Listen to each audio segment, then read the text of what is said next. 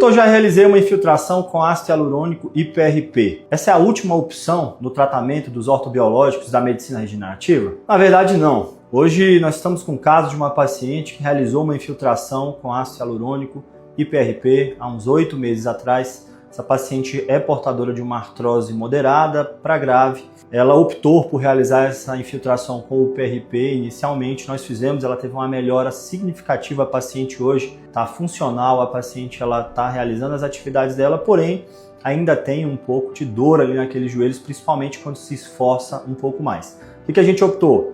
Colher BMA, um aspirado de medula óssea. Então nós estamos colhendo BMA aqui dessa paciente, para que a gente tente incentivar ainda mais essa cicatrização e essa anti-inflamação do joelho e fazer o reforço da dose do ácido hialurônico, combinado aí com o bloqueio dos nervos geniculares, e vamos continuar esse protocolo com essa paciente.